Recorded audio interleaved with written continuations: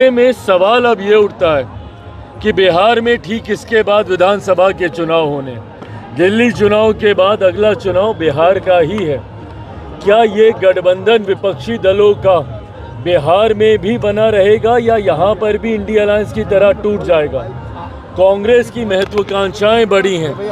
तिहाई का आंकड़ा जो पार्टी पार नहीं कर पाई, वो तिहाई के आंकड़े के साथ बिहार विधानसभा का चुनाव लड़ना चाहती है। 70 सीटों पे पिछली बार ये पार्टी लड़ी थी। ऐसे में मुझे नहीं लगता कि बिहार में भी ये गठबंधन बरकरार रहेगा। जिस तरीके से इंडिया अलायंस टूटा है, उसी तरीके से बिहार में महागठबंधन है, यूपी है, मुझे नहीं पता, जो भी इनका नाम है, ये भी तितर बितर होगा पूरी तरीके से। और अलग अलग पार्टियां यहाँ पर टूटकर विपक्षी दल अलग अलग खेमों में बढ़कर 2025 विधानसभा का चुनाव ये लोग लड़ने जा रहे हैं। सरेंडर बोल चुकी है दिल्ली में, पहले ही आरजेडी ने मना कर दिया चुनाव लड़ने से दिल्ली में। तो दिल्ली में आरजेडी का है क्या कि चुनाव लड़ेंगे?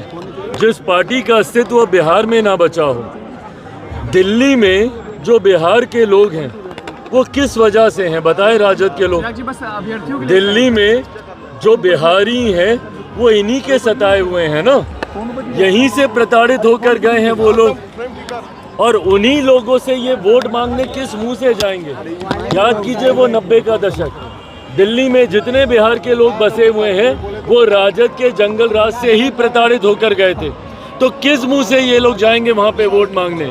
और बल्कि गलती से भी अगर ये किसी मंच पर विपक्ष के किसी भी दल के साथ दिख गए, वो कांग्रेस हो या आम आदमी पार्टी, उनका भी सर्वनाश ये लोग कर आएंगे, क्योंकि बिहारी इन्हीं से नाराज होकर गए थे। अभ्यर्थियों पे बस एक लाइन, क्योंकि आप लगातार आवाज उठा रहे हैं। भाई देखिए, बीपीएससी का जो मुद्दा है, छात्रों का जो मुद्दा है, मैंने इस बात को मैंने कई बार कहा कि मेरे लिए भी ये एक महत्वपूर्ण और चिंता का विषय है। गठबंधन के भीतर हर मंच पर मैंने अभ्यर्थियों की समस्याओं को, उनकी चिंताओं को, उनकी मांगों को मैंने रखने का कार्य किया।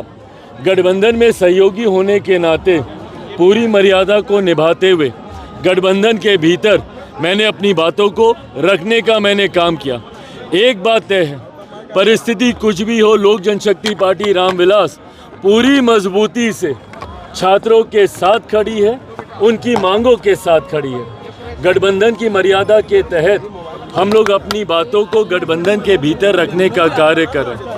उम्मीद है कि उनकी उन मांगों को, बातों को सुना जाएगा। अगर ऐसी परिस्थिति नहीं बनती है पार्टी को, अगर छात्रों के हित में और मजबूत कदम उठाने की जरूरत पड़ेगी, लोक जनशक्ति पार्टी रामविलास उससे भी कतई हिचकिचाएगी नहीं।